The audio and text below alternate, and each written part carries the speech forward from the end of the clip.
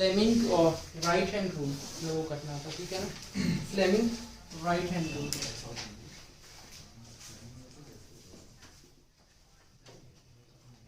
ये फ्लेमिंग के द्वारा ही दिया हुआ था। लेफ्ट हैंड रूल भी है, राइट हैंड रूल भी है, लेकिन इसको बोलते हैं राइट हैंड पाम रूल, ठीक है। दिस इज नोन एज, ये भी फ्लेमिंग नहीं दिया था, right hand palm rule, as this was also given by the Fleming। ये फ्लेमिंग में ने दिया था right hand palm rule. This point is clear to all of you और नॉट? क्लियर है सबको? अब देखो ये वायर हो गया, ठीक है। Suppose this is a wire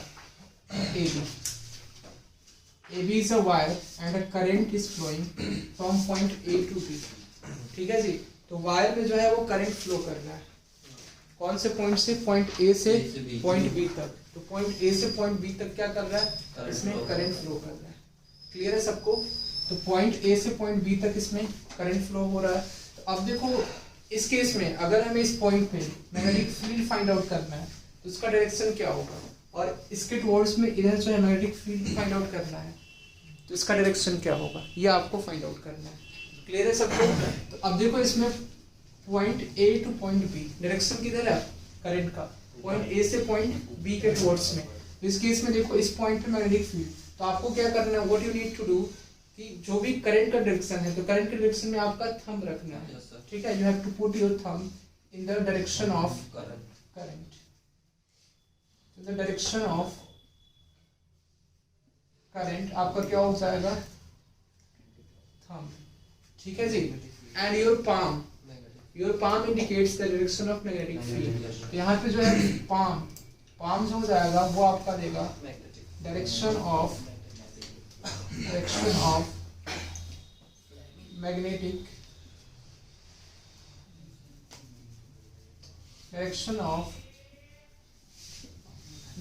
field. This point is clear और नॉट? तो पाम जो है वो आपका क्या देगा? Direction of magnetic field. तो मैग्नेटिक फील्ड का डायरेक्शन देगा कौन? पाम। और करंट का डायरेक्शन देगा आपका थंब। करंट मतलब धारा, और आपको पता है मैग्नेटिक फील्ड में चुंबकीय क्षेत्र जिसको हिंदी में बोलते हैं। तो ये आपका यहाँ पे डायरेक्शन जो होगा in the right hand side, ये डायरेक्शन किधर होगा?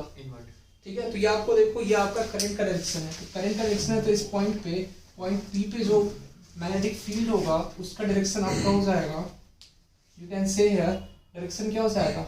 Inward the plane of the paper. You can say that this would be inward the plane of the paper. Clear है सबको? दिस पॉइंट इज क्लियर और not? सबको clear है? अब यहाँ पे अगर मैग्नेटिक फील्ड फाइंड आउट करना होगा इस पॉइंट पे, ये पॉइंट आपका हो जाएगा Q। इस पॉइंट पे मैग्नेटिक फील्ड क्या होगा? व्हाट यू कैन से, यहाँ पे चुंबकीय क्षेत्र क्या होगा जी इसका? आउटवर्ड हो जाएगा। देखो डायरेक्शन ऑफ करंट का डायरेक्शन कहाँ है? ऊपर की तरफ है, नीचे से ऊपर की तरफ है, मींस पॉइंट A से पॉइंट B की तरफ है। तो आपका मैग्नेटिक फील्ड का डायरेक्शन जो होगा वो कहाँ हो जाएगा?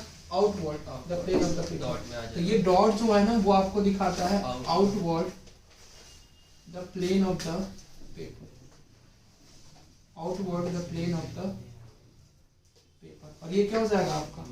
Cross shows that inwards the plane of the paper. Clear है? इसमें कोई doubt? Yes, any doubt in this? Next point of this, ये आपका केस नंबर A था। This was case number A। Case number B वाज, case number B देखेंगे आप, ये आपका क्या है? वायर है, ठीक है। तो वायर में जो है वो करंट इस तरह से फ्लो कर रहा है। ABC is a wire. Current जो है आपका इस डायरेक्शन में फ्लो कर रहा है, ठीक है, फ्रॉम पॉइंट A से B और पॉइंट B से C एंड पॉइंट C से A। तो आपका इस केस में जो है मैग्नेटिक फील्ड का डायरेक्शन कहाँ होगा? What can you say about the direction of magnetic field? तो क्या होगा मैग्नेटिक फील्ड का डायरेक्शन? चुंबकीय क्षेत्र का जो डायरेक्शन होगा, जो दिशा होगी वो क्या होगी? ये आपको बताना है। तो क्या होगा इसमें? तो आप यहाँ पे अब डिपेंड करता है कि कौन सी जगह पे आपको मैग्नेटिक फील्ड फाइंड आउट करना है। अगर देखो अगर यहाँ पे मैग्नेटिक फील्ड फाइंड आउट करेंगे तो यहाँ पे मैग्नेटिक फील्ड का डायरेक्शन कहाँ होगा? Can explain me this point? तो देखो ये जो है आपका करंट कहाँ पे है, करंट इस तरह से फ्लो हो रहा है, तो करंट फ्लो होगा, तो करंट फ्लो होगा तो यहाँ पे जो डायरेक्शन होगा वो कैसा होगा, इनवर्ड्स। तो यहाँ पे जो डायरेक्शन होगा वो आपका हो जाएगा इनवर्ड्स। इस पॉइंट पे, पॉइंट पी पे जो डायरेक्शन होगा वो इनवर्ड्स होगा। समझ में आ रहा है सबको? अगर हम यहाँ पे देखें इसका डायरेक्शन पॉइंट बी से पॉइंट सी तक, मींस पॉइंट बी से पॉइंट सी तक ये क्या कर रहा है, करंट ट्रैवल कर रहा है, तो यहाँ पे मैग्नेटिक फील्ड का मतलब इसके सेंटर में जो मैग्नेटिक फील्ड होगा वो कैसा होगा, आउटवर्ड। अब देखो पॉइंट ए से पॉइंट बी के टुवर्ड्स में भी आप देखोगे तो पॉइंट ए से पॉइंट बी के टुवर्ड्स में अगर आपका करंट फ्लो हो रहा है तो यहाँ पे मैग्नेटिक फील्ड का डायरेक्शन कहाँ होगा, आउटवर्ड हो जाएगा। क्लियर है सबको? पॉइंट ए से पॉइंट सी तक का अगर देखोगे इस केस में मैग्नेटिक फील्ड का डायरेक्शन कहाँ हो जाएगा, आउटवर्ड। समझ में आ रहा है ना? इस तरह से आप करोगे ना थंब, तो ये पॉइंट सी से पॉइंट ए तक का, तो इसमें भी आउटवर्ड होगा मैग्नेटिक फील्ड का डायरेक्शन। तो आपको राइट हैंड पाम रूल क्या डिनोट करता है, direction of current as well as direction of magnetic field denotes the, कौन डिनोट्स करता है, palm. It is indicated by the palm. तो पाम जो है डायरेक्शन ऑफ मैग्नेटिक फील्ड को इंडिकेट करता है। क्लियर है? कोई डाउट इसमें? यहाँ पे डाउट है? ठीक है, अच्छा तो देखो पॉइंट ए से पॉइंट बी तक अगर करंट ट्रैवल कर रहा है, ठीक है, करंट जो है वो जा रहा है, वायर है आपका ए बी वायर है, और ए बी वायर में करंट जो है वो पॉइंट ए से पॉइंट बी तक जा रहा है, तो इस केस में इसके द्वारा जो प्रोड्यूस मैग्नेटिक फील्ड होगा उसका डायरेक्शन आपको फाइंड आउट करना है। तो इसके द्वारा जो प्रोड्यूस मैग्नेटिक फील्ड होगा उसका डायरेक्शन कहाँ होगा, तो देखो जो आपका वायर है, वायर में जो करंट फ्लो कर रहा है उधर आपको थंब का डायरेक्शन बताना है, तो थंब इधर हो जाएगा, तो मैग्नेटिक फील्ड का डायरेक्शन कौन इंडिकेट करेगा, पाम। तो पाम किधर इंडिकेट करेगा आपको, outward the plane of the paper. Clear है सबको? अब देखो ये पॉइंट बी से पॉइंट सी की तरफ जाएगा, ये पॉइंट बी से पॉइंट सी की तरफ जाएगा, तो उस केस में यू कैन से दैट, तो देखो थंब का डायरेक्शन होगा पॉइंट बी से पॉइंट सी की तरफ, और आपका जो पाम होगा, पाम इंडिकेट करेगा डायरेक्शन ऑफ मैग्नेटिक फील्ड। समझ में आया? अगर ये आउटसाइड देखें, आउटसाइड यहाँ पे मान लो कोई पॉइंट क्यू है, तो पॉइंट क्यू के पास जो मैग्नेटिक फील्ड कितना होगा, मतलब उसका डायरेक्शन कहाँ होगा, सबको समझ में आ गया, कहाँ होगा, इनवर्ड। तो इस तरह से आपका डायरेक्शन, तो ये आपका हो जाएगा इनवर्ड। थंब का डायरेक्शन होगा इन द डायरेक्शन ऑफ करंट, और आपका जो पाम होगा वो इंडिकेट करेगा मैग्नेटिक फील्ड के डायरेक्शन को। तो यहाँ पे भी क्या होगा, यहाँ पे भी इनवर्ड हो जाएगा। क्लियर है ना सबको? Inward means cross. तो ये आपका पार्ट हो गया। अच्छा सपोज ये समझ में आया, ये समझ में आया सबको? किसी को कोई डाउट? अगर करंट जो है वो इस तरह से फ्लो कर रहा है वायर ए बी में, तो ये पॉइंट पी पे एंड पॉइंट क्यू पे आपको मैग्नेटिक फील्ड का डायरेक्शन बताना है, तो क्या हो जाएगा, तो देखो ये आपका डायरेक्शन ऑफ करंट हम इंडिकेट करेगा, तो पी पॉइंट पे कैसा होगा, आउटवर्ड।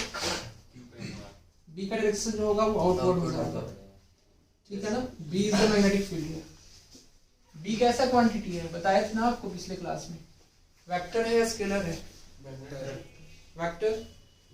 क्लियर है ना सबको? तो ए पॉइंट से बी पॉइंट तक, ए पॉइंट से बी पॉइंट की तरफ जो अगर जाएंगे तो देखो ये आपका हो जाएगा थंब का डायरेक्शन, तो डायरेक्शन ऑफ करंट, और मैग्नेटिक फील्ड कहाँ होगा, इनवर्ड, ये क्रॉस, तो बी का डायरेक्शन जो हो जाएगा क्रॉस। क्लियर है? तो ये पॉइंट आप लिख सकते हैं। उसके बाद हम लोग पढ़ेंगे बायो-सावर्ट लॉ का एप्लीकेटिव पार्ट है उसका, ठीक है। तो बायो-सावर्ट लॉ पिछले क्लास में हम लोग पढ़े थे, लेकिन उसका एप्लीकेटिव पार्ट जो है अभी हम लोग नहीं देखे थे, तो हम लोग उसका एप्लीकेशन देखेंगे। तो उसका एप्लीकेशन क्या होता है, समझ में आया ना सबको? ये एप्लीकेशन ऑफ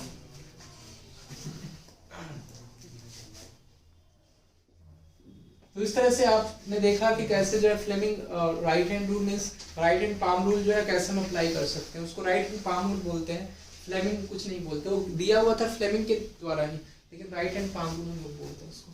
क्लियर है? एक होता है मैक्सवेल स्क्रू रूल, वो भी बताएंगे स्क्रू वाला, ठीक है। हाँ, तो एप्लीकेशन ऑफ बायो-सावर्ट लॉ।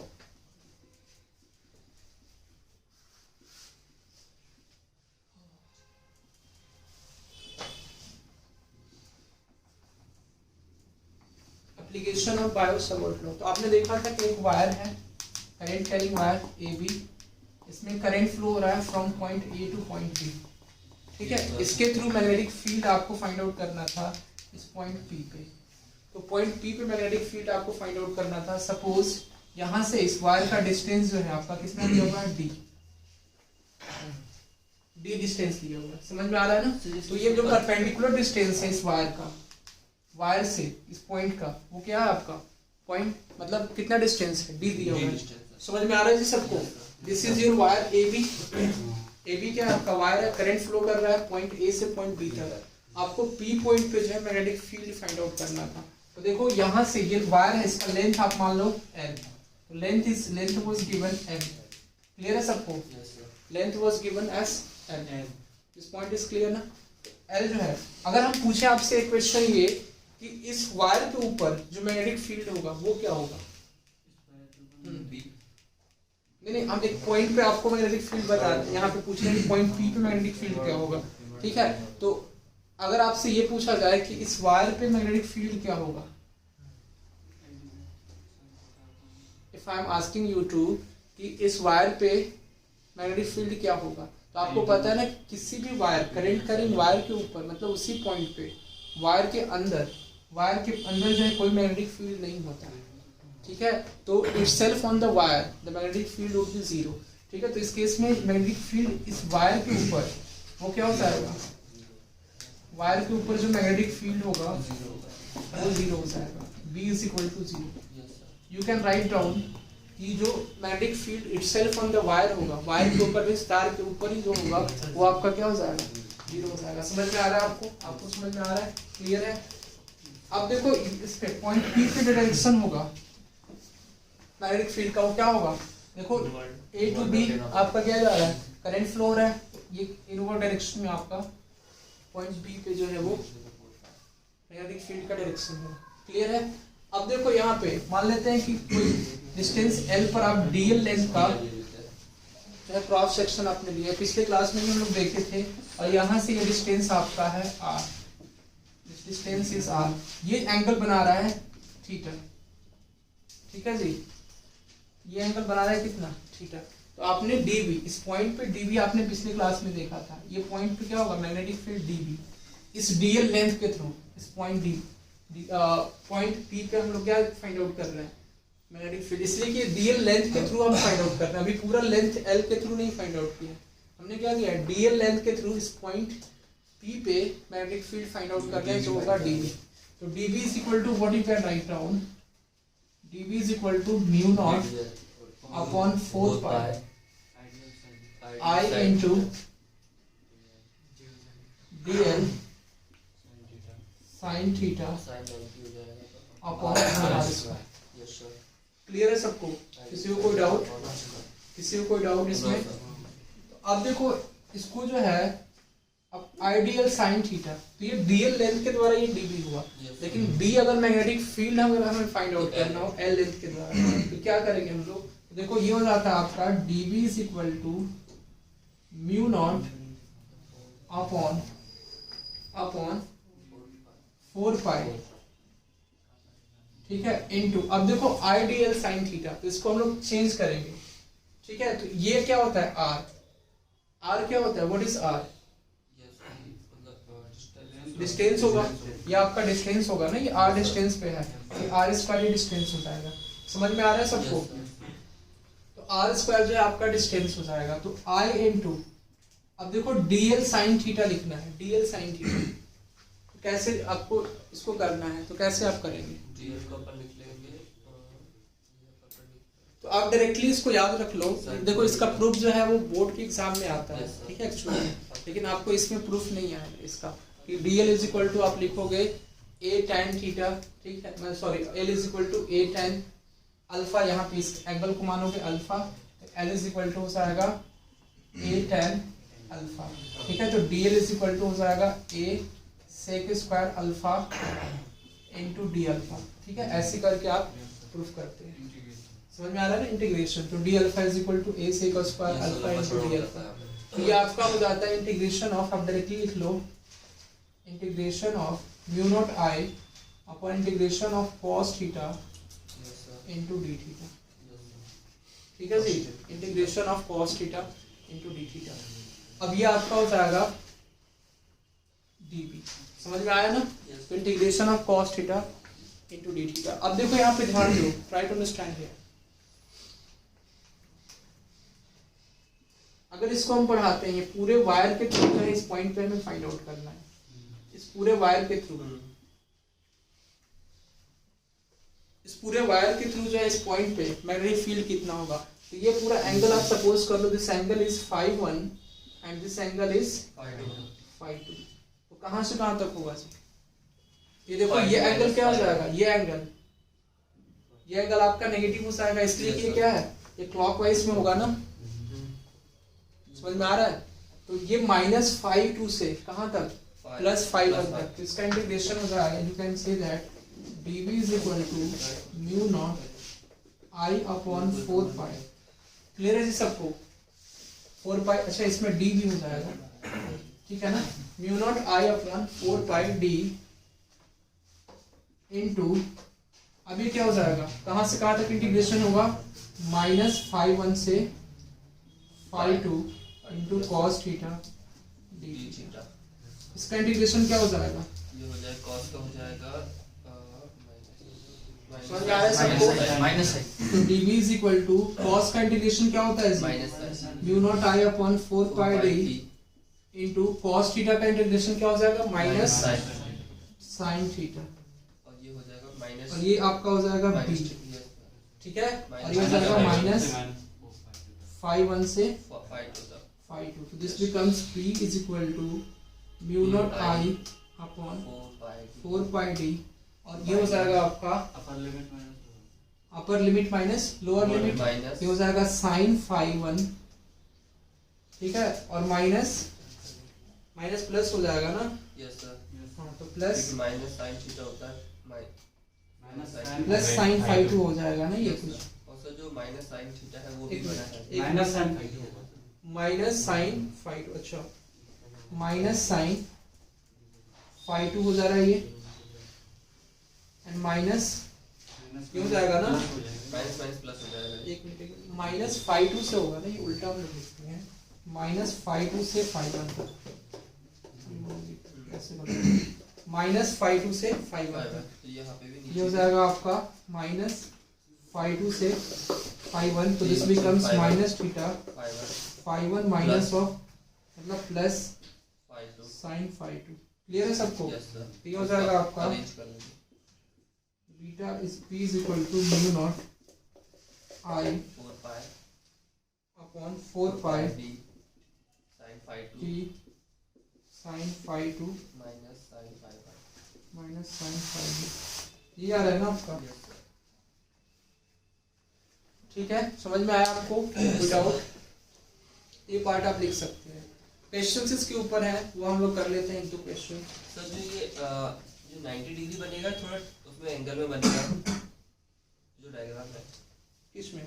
ये बायोसावर्ट में नहीं बायोसावर्ट नहीं, सॉरी यस सर, वो दूसरा है उसमें बनता है क्या, कौन सा एंगल है? दूसरा अभी हम लोग करेंगे। ये इसमें कुछ मिस्टेक हुआ है क्या, cos थीटा हो जाएगा minus of sin theta, yes sir, ठीक है। तो ये हो जाता है minus of upper limit minus of lower limit, ये प्लस हो जाएगा ना जी, आप लोगों ने देखा नहीं, plus sin theta 1 plus sin theta 2, ये वाला होगा आपका, प्लस हो जाएगा वो माइनस cos थीटा का क्या हो जाता है, cos का होता है माइनस sin थीटा, नहीं cos थीटा का आपका डायरेक्टली sin थीटा होता है, माइनस sin थीटा नहीं होता, sin थीटा का होता है माइनस cos थीटा। डेरिवेशन में तो प्लस में ही आता है बस, किसमें? डेरिवेशन के लास्ट में जो फॉर्मूला बनता है उसमें तो प्लस में आएंगे, sin φ1 प्लस φ2। हाँ ये तो sin φ2 प्लस φ1, हाँ ये तो प्लस में आएगा। सर फिर इसमें प्लस में ठीक है, cos थीटा का हमने वो गलत लिख दिया था, sin थीटा होगा, ठीक है। sin थीटा का माइनस cos थीटा होता है, समझ में आया? sin थीटा का माइनस cos थीटा होता है, और cos थीटा का sin थीटा। जैसे देखो आप करते हो ना, देखो समझो, sin थीटा का डेरिवेशन करते हो d upon dx theta of sin theta, ये आपका हो जाता है cos थीटा। तो cos थीटा का डेरिवेशन क्या हो जाएगा, cos थीटा का डेरिवेशन माइनस sin थीटा, ठीक है। तो sin थीटा का जो इंटीग्रेशन होगा वो माइनस cos थीटा होगा, लेकिन cos थीटा का इंटीग्रेशन हो जाएगा sin थीटा, cos थीटा का इंटीग्रेशन sin थीटा होगा, समझ में आया ना, cos थीटा का इंटीग्रेशन sin थीटा हो जाएगा। इसमें क्वेश्चंस आपको हैं, क्वेश्चंस के फॉर्म में करा रही है, एक्चुअल में आपका पॉइंट फॉर्म में है, ठीक है। तो आप इसको लिखेंगे कि find magnetic field due to, ये टॉपिक ही एक तरह से है लेकिन क्वेश्चन के फॉर्म में करा रहे हैं इसको, ठीक है। ये टॉपिक है आपका, नेक्स्ट पार्ट है इसका, पार्ट है, पार्ट ए है ये, find magnetic field due to infinite wire at point P, at point P, ठीक है जी। क्वेश्चन नंबर 2 मतलब point number 2, B number point आपको फाइंड आउट करना है। तो पॉइंट P आपका ऐसे है, मतलब वो सेम पॉइंट है, समझ में आ रहा है ना। तो ये आपका P पॉइंट पे आपको फाइंड आउट करना है मैग्नेटिक फील्ड कितना होगा। Find magnetic field, magnetic field due to a given wire at point P। ये आपका गिवन वायर आपको इस तरह से दिया हुआ है, इसमें एक पार्ट जो है इसका एक्सटेंड है, ठीक है। ये आपका हो जाएगा M, ये कितना है 90 डिग्री, ठीक है। और यहाँ पे आपको फाइंड आउट करना है मैग्नेटिक फील्ड क्या होगा पॉइंट P पे, बताइए जी जल्दी से। Find magnetic field due to infinite wire at point P। तो पॉइंट P पे जो है मैग्नेटिक फील्ड कितना होगा, तो समझो यहाँ पे ये आपका वायर हो जाएगा। वायर कैसा है, इनफाइनाइट है, वायर इज इनफिनिट, वायर जो आपका इनफिनिट है। Yes sir. तो उस केस में इस पॉइंट पे मैग्नेटिक फील्ड आपको फाइंड आउट करना है। तो देखो ये आपका वायर हो जाएगा और वायर दोनों साइड पे इनफिनिट लेंथ तक जा रहा है और यहाँ से यहाँ तक का डिस्टेंस आपका दिया हुआ है D।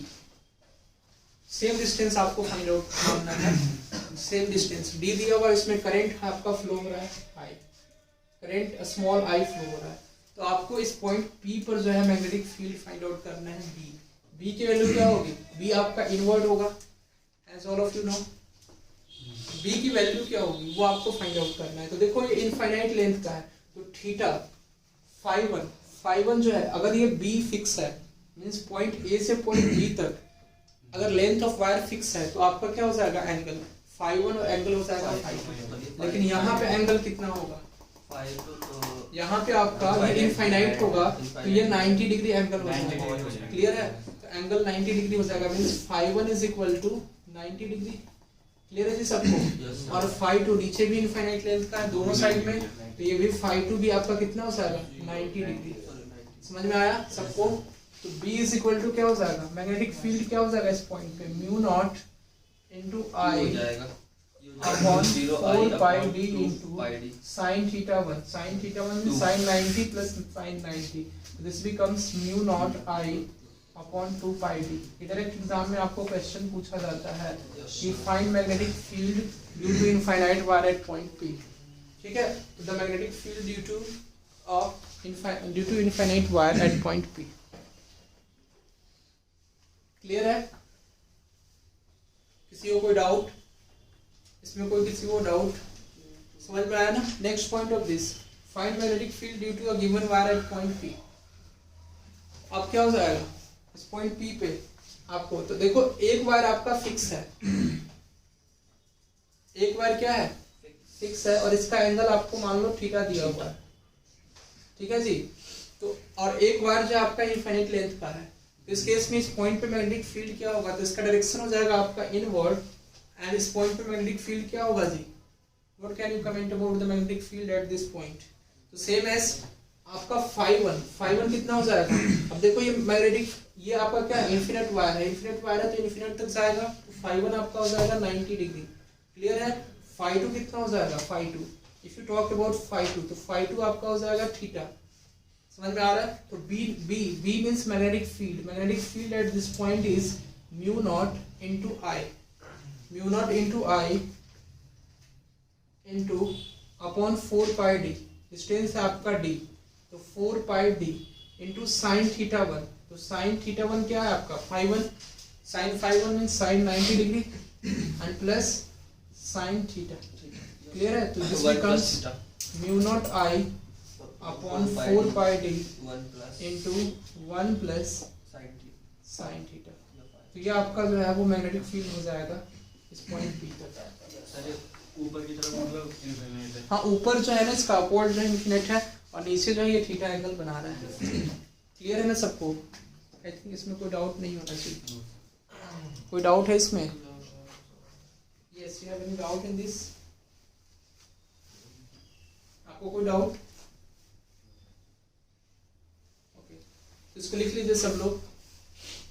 नेक्स्ट पार्ट पढ़ेंगे आगे। मैग्नेटिक फील्ड है semi infinite length wire.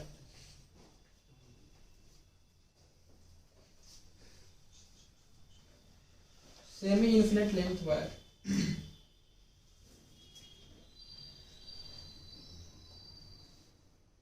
Semi infinite length wire वाला निकालिए आप। Semi infinite length wire, semi infinite length wire. Semi infinite means क्या? सेमी है मींस हाफ है। Semi find magnetic field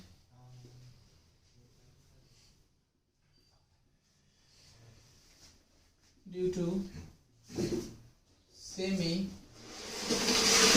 infinite wire. तो semi infinite means what you can से। Semi infinite की अगर हम बात करें, देखो semi infinite wire means what? एक वायर आपका मतलब एक पार्ट इसका जो है, एक पार्ट कट है और एक पार्ट ही इसका क्या है? रिमेनिंग है, दैट यू कैन से। और ये पार्ट जो है कहाँ तक जाएगा? इन्फिनिट तक जाएगा और इसके थ्रू इस पॉइंट P तक, P पर आपको क्या करना है? What you need to do? You have to find out the magnetic field at this point. ये पॉइंट पे क्या हो जाएगा? मैग्नेटिक फील्ड का डायरेक्शन इनवर्ड सेम एज ये इनफिनिट है, तो इनफिनिट तो phi 1 कितना हो जाएगा? phi 1 मींस ये आपका phi 1 हो जाएगा 90 डिग्री और ये यहाँ से यहाँ तक का इस पॉइंट P तक का डिस्टेंस हो जाएगा d। समझ में आ रहा है सबको? किसी को कोई डाउट? यस, कोई डाउट इसमें? अब देखो इस point semi infinite length, semi infinite length of किस टाइप का मतलब वायर, ठीक है? तो ये सेमी है ना, हाफ है, हाफ कटा हुआ वायर है, सेमी इन्फिनिट है, हाफ कटा हुआ है और एक पार्ट जो है इसका इन्फिनिट तक जा रहा है, वही होगा ना सेमी इन्फिनिट। मतलब पहले क्या थे? इन्फिनिट में दोनों इन्फिनिट तक जा रहे थे, लेकिन हाफ कर देंगे इसका तो एक ही पार्ट बचेगा ना। या तो ऊपर वाला ले लो या आप नीचे वाला भी ले सकते हो। It's your choice to choose this part. Clear है सबको? समझ में आ रहा है ना? अब देखो यहाँ पे ये phi 1 कितना हो जाएगा? 90 डिग्री। phi 2 ये वाला एंगल, दिस एंगल, ये कितना हो जाएगा? phi 2 is equal to 0 degree. This point is clear ना? phi 2 is equal to 0 degree. तो B क्या हो जाएगा? B is equal to mu naught I upon 4 pi d into sin 90 degree plus cos sin 0 degree. This becomes mu naught I upon 4 pi d and ये हो जाएगा 1 plus 0 1, ये हो जाएगा क्रॉस, इसका डायरेक्शन होगा क्रॉस में। एक लास्ट इसका पार्ट है, उसके बाद हम लोग पढ़ेंगे आगे, ठीक है? नेक्स्ट पार्ट इसका कॉइल में जो है, कॉइल के थ्रू मैग्नेटिक फील्ड जो होगा उसके कोई भी राउंड शेप में है वायर, उसके थ्रू जो है मैग्नेटिक फील्ड क्या होगा, ठीक है? लास्ट आपका इसका पार्ट है, पार्ट नंबर E, मतलब सॉरी डी हो जाएगा। सी आपका ये पार्ट था और next part of this is D. Find magnetic field, find magnetic field at point P due to semi finite wire, due to semi finite wire। ठीक है जी, जल्दी कीजिए इसको।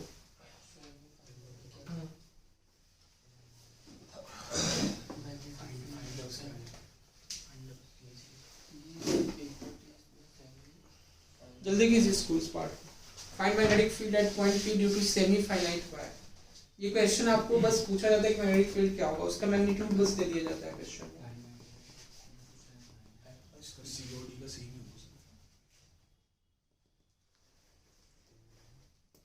आ गया सबका? क्या होगा? हो गया? ओके, तो देखो सेमी फाइनाइट वायर में क्या होगा, try to understand this part. Semi finite wire ये आपका हो जाएगा, सेमी मीन्स हाफ और फाइनाइट है, ये आपका वायर हो गया, ठीक है। यहाँ पे आपका पॉइंट P है, here is your point P, ठीक है। यहाँ से यहाँ तक का डिस्टेंस कितना है, this is your distance P, और ये आपका फाइनाइट हो जाएगा। तो ये देखो, ये पॉइंट A हो गया और ये आपका पॉइंट B हो गया। तो अब देखो यहाँ पे फाई वन ये मान लो आपका थीटा, क्लियर है पॉइंट, ये आपका हो जाएगा थीटा, और ये एंगल फाई वन कितना हो जाएगा, phi one is equal to theta, और दूसरा एंगल फाई टू हो जाएगा आपका 0। क्लियर है सबको? तो next part of this is P is equal to distance आपका D mu not I upon 4 pi D into sine theta 1 sine phi 1 plus sine phi 2। Clear है? This becomes mu not I upon 4 pi D into sine phi 1, phi 1 कितना हो जाएगा, sine theta and plus sine 0, sine 0 0। This becomes mu not I upon 4 pi D into sine theta. This is your value of P। Next point of this is magnetic field due to a current carrying circular coil.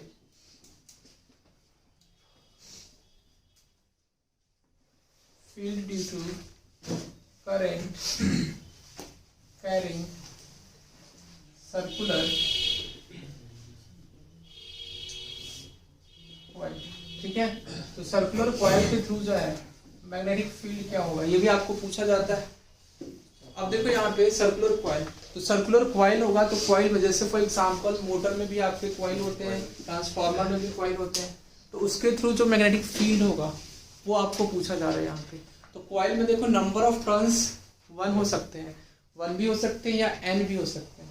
n means हो सकता है आपको 2 number of turns हो जाए, या 3 number of turns हो जाए, या 10 नंबर ऑफ टर्न्स हो जाए, या 100 नंबर ऑफ टर्न्स हो जाए। You know that when we increase the number of turns in the coil the magnetic field increases, ठीक है। तो means you can say that the number of turns in the coil increases. If we increase the number of turns in the coil, then in that case the magnetic field, the magnitude of the magnetic field increases in that case, ठीक है। तो उस case में क्या होता है, magnitude जो है मैग्नेटिक फील्ड का इंक्रीज होता है। तो देखो आपका ये कॉइल है, तो कॉइल में करंट जो है इस तरह से फ्लो कर रहा है, तो करंट को फ्लो करने का जो डायरेक्शन है वो कैसा है, एंटी क्लॉकवाइज है या क्लॉकवाइज है जी, क्लॉकवाइज है। तो क्लॉकवाइज होगा तो उस केस में मैग्नेटिक फील्ड का डायरेक्शन कहाँ होगा, मैग्नेटिक फील्ड का डायरेक्शन देखो आप कर्लिंग फिंगर्स बताए थे ना, कर्लिंग फिंगर्स क्या होता है, जब करंट सर्कुलर होगा, समझो यहाँ पे आपको बताए थे, जब करंट सर्कुलर होगा, try to understand this point, current जब आपका सर्कुलर होगा तो मैग्नेटिक फील्ड कैसा होगा, स्ट्रेट हो जाएगा।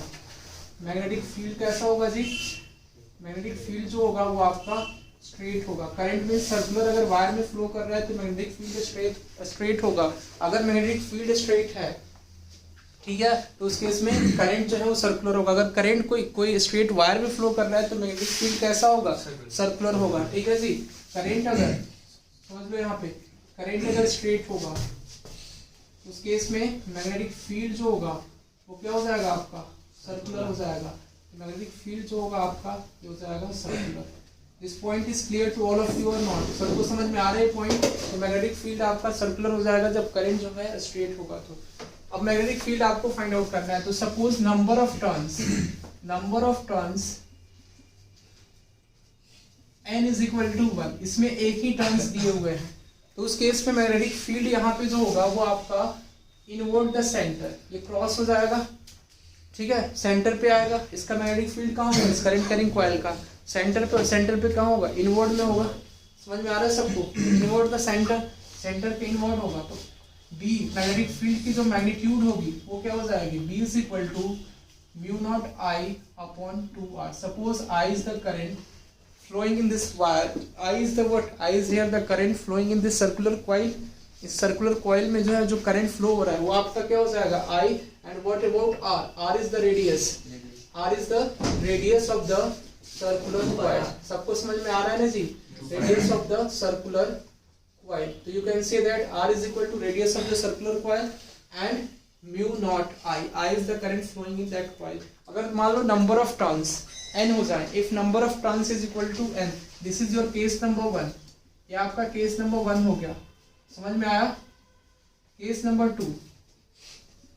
Case number 2 is if number of turns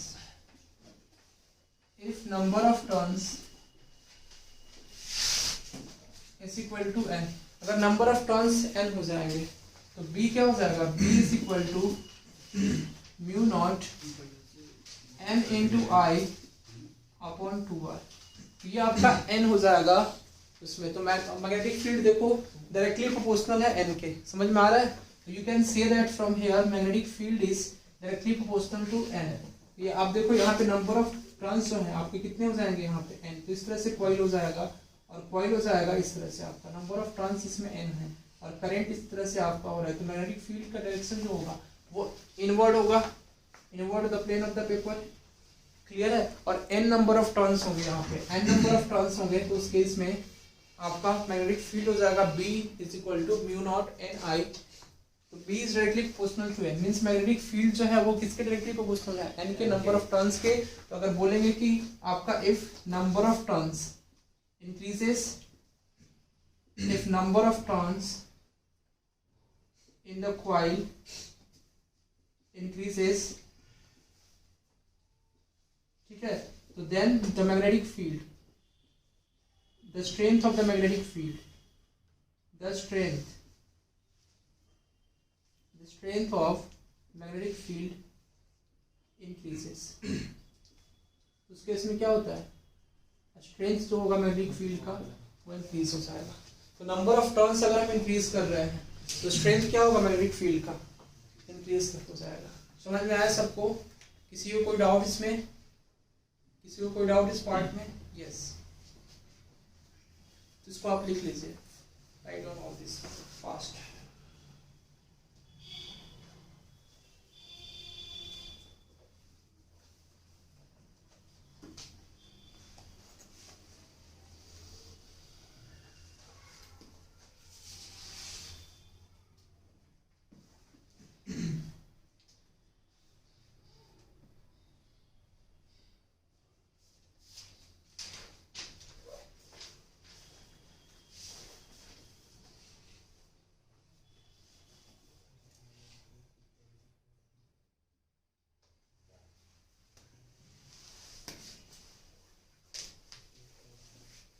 transformer देखो, हम बता रहे थे आपको स्टेप ऑफ ट्रांसफॉर्मर.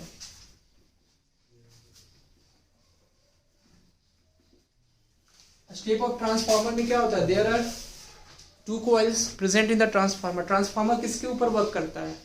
कौन सा प्रिंसिपल के ऊपर? EMI. सबको पता है electromagnetic induction. This is based on the principle of electromagnetic induction. तो अब इसमें देखो कि स्टेप ऑफ ट्रांसफॉर्मर में टू कॉइल्स होते हैं. एक आपका होता है क्या? Primary coil and the other one is secondary coil. Clear है सबको? First is primary coil and second is secondary coil. अगर हम increase करें, suppose अगर हम secondary coil और primary coil, अब number of turns किसमें ज्यादा होंगे? स्टेप ऑफ ट्रांसफार्मर है. तो स्टेप ऑफ ट्रांसफार्मर में क्या होगा? हमें करंट को इंक्रीज करना है. मीन्स स्टेप ऑफ ट्रांसफार्मर में क्या होता है? करंट को बढ़ाना होता है. करंट क्या करना होता है? इंक्रीज करना होता है. क्लियर है? तो करंट इंक्रीज करेंगे. तो करंट इंक्रीज करने के लिए क्या करना होगा? नंबर ऑफ टर्न्स इंक्रीज करना होगा. Means number of turns in the secondary coil is greater than the number of turns in the primary coil. You can say that कि NS is greater than NP. तो number of turns जो होंगे secondary coil में वो क्या होंगे? ज्यादा होंगे. Number of turns present in the primary coil, तो प्राइमरी कॉइल में जो नंबर ऑफ टर्न्स प्रेजेंट है उससे ज्यादा होंगे. तो अब मैग्नेटिक फील्ड का स्ट्रेंथ अगर यहाँ पे देखें, मैग्नेटिक फील्ड का स्ट्रेंथ किस कॉइल में सबसे ज्यादा होगा? सेकेंडरी कॉइल में. In the case of step of transformer, try to understand this point. I am always repeating this point कि किसमें ज्यादा होगा? प्राइमरी में कि सेकेंडरी में? ये कौन सा केस है आपका? स्टेप ऑफ ट्रांसफार्मर में. तो स्टेप ऑफ ट्रांसफार्मर में जो मैग्नेटिक फील्ड होगा वो सेकेंडरी कॉइल में क्या होगा? ज्यादा होगा. तो सेकेंडरी कॉइल, तो तो सेकेंडरी कॉइल में जो मैग्नेटिक फील्ड होगा वो प्राइमरी कॉइल से ज्यादा होगा। समझ में आ रहा है सबको? तो सेकेंडरी कॉइल में जो मैग्नेटिक फील्ड का स्ट्रेंथ होगा वो प्राइमरी कॉइल के स्ट्रेंथ से ज्यादा होगा। तो you can see that strength of, ये आपका क्या है, स्ट्रेंथ ऑफ मैग्नेटिक फील्ड। आप लिख सकते हो यहाँ पे strength of magnetic field is equal to, in the case of secondary coil, तो सेकेंडरी कॉइल में जो है मैग्नेटिक फील्ड का स्ट्रेंथ ज्यादा है प्राइमरी कॉइल से। समझ में आया? कोई डाउट इसमें किसी को? आपको कोई डाउट? तो देखो अब नंबर ऑफ टर्न्स के ऊपर क्या है, डायरेक्टली प्रोपोर्शनल है magnetic field. Similarly you can say that अगर k की वैल्यू पूछा जाए इन टर्म्स ऑफ, k क्या है आपका, number of turns present in secondary coil upon number of turns present in the primary coil, that is known as transformation ratio.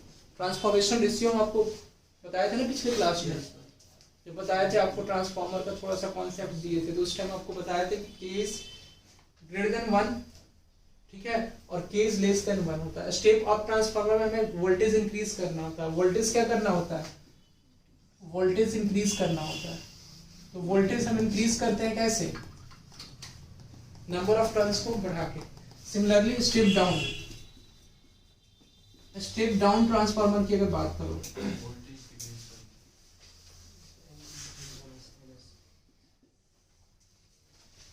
Step down, ठीक है, तो स्टेप डाउन जो है वो आपका क्या हो जाएगा, primary coil. Suppose this is a primary coil and this is secondary coil.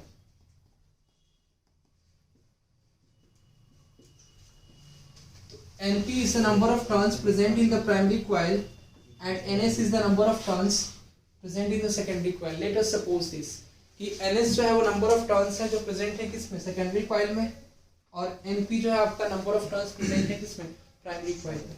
ठीक है जी। तो coil कैसा होता है, सर्कुलर होता है, all of you know। अभी हम लोग पढ़ा मैग्नेटिक फील्ड के बारे में, तो इस पे देख रहे हैं कि किसमें मैग्नेटिक फील्ड ज्यादा हो, स्टेप डाउन ट्रांसफार्मर में।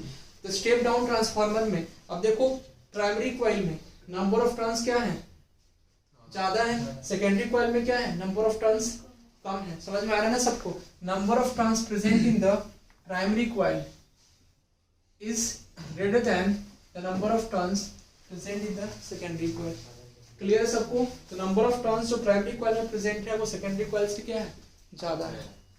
तो अब इसमें क्या बोलेंगे, what you can say about this, अब इसमें क्या बोलेंगे, तो अब इसमें स्ट्रेंथ ऑफ मैग्नेटिक फील्ड के बारे में, what can you comment about the strength of magnetic field.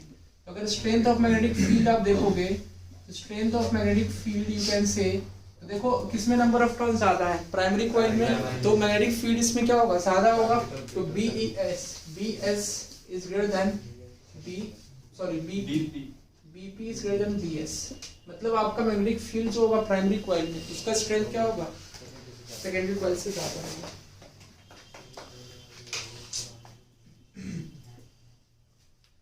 Next आपका है direction of magnetic field. Next topic है इन अ लूप।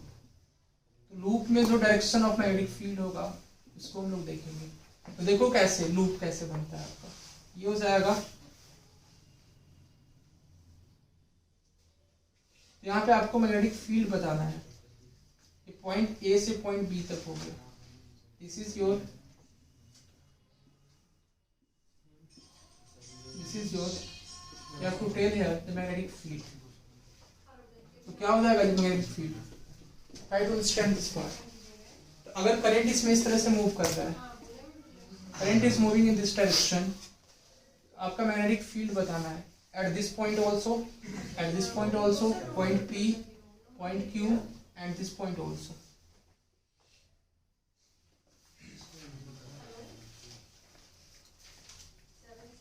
तो देखो समझो आप, ट्राई टू अंडरस्टैंड, वायर के थ्रू इटसेल्फ, इसके थ्रू कहीं ना कहीं इस पॉइंट पे मैग्नेटिक फील्ड होगा, इस वायर के थ्रू इस पॉइंट P पे मैग्नेटिक फील्ड होगा, लेकिन इस कॉइल के थ्रू इस वायर के ऊपर मैग्नेटिक फील्ड होगा और इस कॉइल के थ्रू इस वायर के ऊपर मैग्नेटिक फील्ड होगा। समझ में आ रहा है सबको?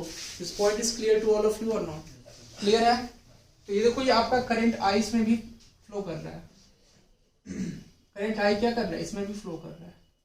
समझ में आ रहा है सबको? अब देखो इस सर्कुलर कॉइल के थ्रू सर्कुलर कॉइल के थ्रू मैग्नेटिक फील्ड कहाँ होगा, इस वायर के ऊपर। तो सर्कुलर कॉइल का रोटेशन कैसा है, सर्कुलर कॉइल का रोटेशन देखो ना आपका ऐसा एंटी क्लॉकवाइज, क्लियर है सबको। एंटी क्लॉकवाइज मींस आउटवर्ड, तो आउटवर्ड मींस कर्लिंग फिंगर्स का डायरेक्शन आपका हो जाएगा मैग्नेटिक फील्ड के डायरेक्शन में। तो यहाँ पे सॉरी करंट के डायरेक्शन में, तो इसका मैग्नेटिक फील्ड कहाँ होगा, outward the plane of the paper. तो ये आई हो जाएगा, मतलब बी हो जाएगा यहाँ पे, ठीक है। ये आपका मैग्नेटिक फील्ड का डायरेक्शन हो जाएगा बी, आउटवर्ड यहाँ पे होगा, इस पॉइंट पे आउटवर्ड हो जाएगा। अब देखो ये पार्ट, इसका सपोज करंट का डायरेक्शन ऐसे ले लो आप, इसका करंट का डायरेक्शन हाँ clockwise, you have to take care clockwise. तो क्लॉकवाइज इस केस में हम करंट का डायरेक्शन लेंगे। देखो करंट का डायरेक्शन जब क्लॉकवाइज लेंगे तो इसके थ्रू इस वायर पे मैग्नेटिक फील्ड कहाँ होगा, मैग्नेटिक फील्ड जो है वो इनवर्ड होगा, दैट यू कैन से ये मैग्नेटिक फील्ड कैसा होगा, इनवर्ड हो जाएगा। समझ में आया। अब इस वायर के थ्रू इस पॉइंट पे मैग्नेटिक फील्ड कितना होगा बता सकते हैं आप लोग। इस वायर के थ्रू इस पॉइंट पे मैग्नेटिक फील्ड का डायरेक्शन क्या होगा, इस वायर के थ्रू, वायर में करंट किधर फ्लो कर रहा है, फ्रॉम बॉटम टू टॉप। तो देखो ये इस केस में यहाँ पे मैग्नेटिक फील्ड इस पॉइंट Q पे फाइंड आउट करना है, तो ये क्या होगा, इनवर्ड हो जाएगा, इनवर्ड हो जाएगा मैग्नेटिक फील्ड। और यहाँ पे क्या होगा, इस पॉइंट P पे आउटवर्ड हो जाएगा। This is the direction of magnetic field in a loop, you can say direction of magnetic field in a loop। किसी को कोई doubt,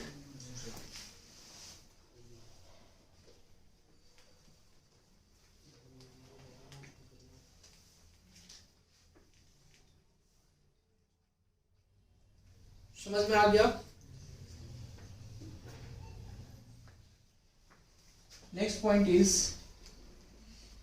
magnetic field at the center by a circular arc।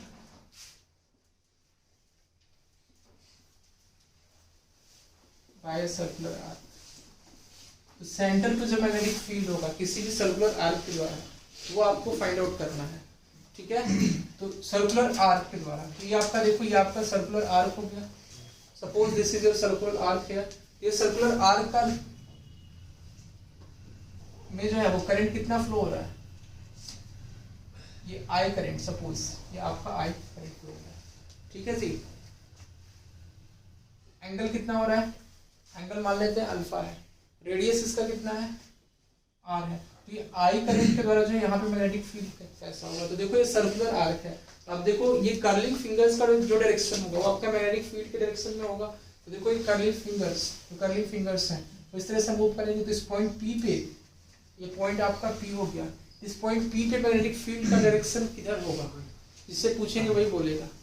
Yes, you tell me about this, किधर होगा इस point P पे magnetic field का direction.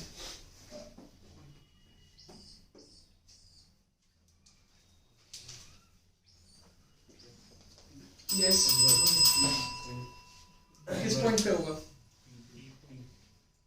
P point पे किधर होगा, आउटवर्ड या इनवर्ड, ओके इनवर्ड। तो P पॉइंट पे देखो ये आपका I जो है वो कर्लिंग फिंगर्स के डायरेक्शन में हो जाएगा करंट। तो करंट के डायरेक्शन में आपको क्या करना है, कर्लिंग फिंगर्स रखना है। उसके बाद इस पॉइंट P पे जो डायरेक्शन है मैग्नेटिक फील्ड का वो किधर होगा, तो वो आपको देखना है यहाँ पे कि मैग्नेटिक फील्ड का जो डायरेक्शन होगा वो इनवर्ड हो जाएगा, ठीक है ना, इनवर्ड क्रॉस। ये आपका B हो जाएगा। तो B की जो वैल्यू होगी in the case of magnetic field at the centre by a circular arc, तो B आपका हो जाएगा म्यू नॉट इनटू, ठीक है जी, I into alpha upon 4 pi r। r is the radius of this circular arc, ठीक है।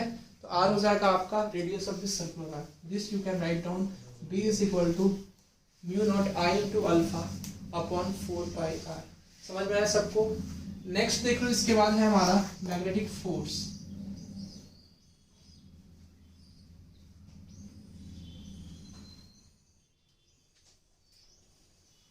तो मैग्नेटिक फील्ड के बारे में और भी आप देख सकते हो, बहुत सारा इसका भी एप्लीकेशन पार्ट है अभी मैग्नेटिक फील्ड का। अगर आप और डिटेल में पढ़ेंगे तो और बहुत सारा इसका मैग्नेटिक पार्ट है, लेकिन आपको इतना बस इतने से ही क्वेश्चन आते हैं, इससे ज़्यादा नहीं पूछा जाता, ठीक है। और ज़्यादा डिटेल में और भी है, इसमें हेल्महोल्ट्ज़ इक्वेशन है, ठीक है, फिर उसके बाद इक्वेशन की पढ़नी तो ज़्यादा मैथमेटिकल पार्ट हो जाता है। बस इतना तक ही आपको पूछा जाता है। समझ में आया ना?